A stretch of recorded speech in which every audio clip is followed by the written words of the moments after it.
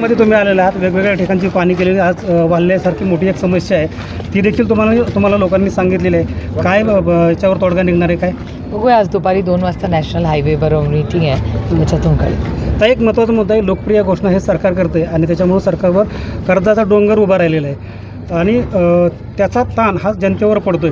काय सांगाल, सरकारच्या ह्या योजना फसतायत का? मी 1 वर्ष हे बोलते, हे काही नवीन नाही.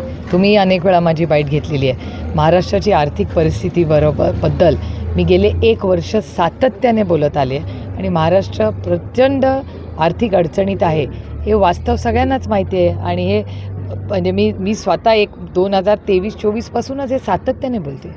राधाकृष्ण विखे पाटील यांनी एक जोरदार आरोप केला आहे पवारसाहेबांवर की मराठा आरक्षणाला त्यांनीच 50 वर्ष विरोध केलेला आहे असं त्यांचं म्हणणं आहे आणि त्यांनी प्रायचित्त घ्यावं असं देखील त्यांनी म्हटलं आहे. काय सांगा त्याच्यावर? ही लोकशाही आहे, प्रत्येकाला बोलायचा अधिकार आहे.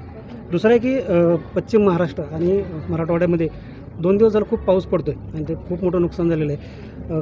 काय कसं बघतं याच्याकडे? आणि खूप मोठं शेतकऱ्यांचं नुकसान झालं आहे. सरकार यावर सरसकट कर्जमाफी सरकारने केली पाहिजे. सरसकट ओला दुष्काळ जाहीर करा महाराष्ट्रात आणि सरसकट कर्जमाफी करा. हे मी गेले 2-3 महिने सांगते. कारण का पहिल्यांदा जेव्हा पाऊस झाला मेमध्ये, अनेक ठिकाणी प्रचंड नुकसान मे आणि जूनमध्ये झालं. पंचनामे झाले पण पैसे अजून आलेले नाहीत. आता नवीन पंचनामे करायला सुरुवात केली. एवढं मोठं ओला दुष्काळ जाहीर करा. आणि जेव्हा पार्लमेंटला मी गेले होते तर पार्लमेंटमध्ये मी माननीय अमित शहाजींनाही भेटले आणि मी त्यांना विनंती केली आहे की आपण महाराष्ट्र सरकारला आदेश द्यावे की ओला दुष्काळ जाहीर करा आणि सरसकट कर्जमाफी महाराष्ट्राच्या शेतकऱ्यांची करा. स्थानिक स्वराज्य संस्थांच्या निवडणुका या लवकरात लवकर घ्याव्यात असं कोर्टानं सांगितलं, तरी देखील आता निवडणूक आयोग पुन्हा एकदा कोर्टात गेला आहे आणि त्यांनी मुदतवाढ मागितली. स्थानिक स्वराज्य संस्थांवर हा अन्याय होतोय का? कसं पाहता तुम्ही? नाही, ग्राउंडवर कोण नाहीच ना.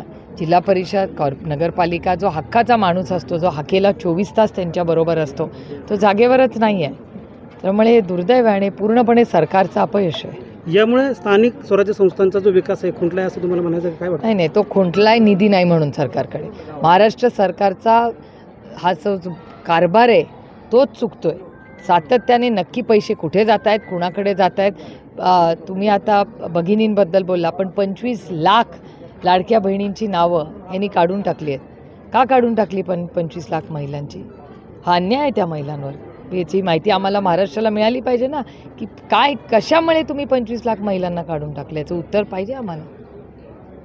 मुंबईचे पालकमंत्री आहेत, त्यांनी असं म्हटलंय की मुंबईमध्ये कबूतरखाने हे आम्ही हे जे नाही बाबा मला माहिती. मी नाशिकला होते 2 दिवस, मला नाही माहिती.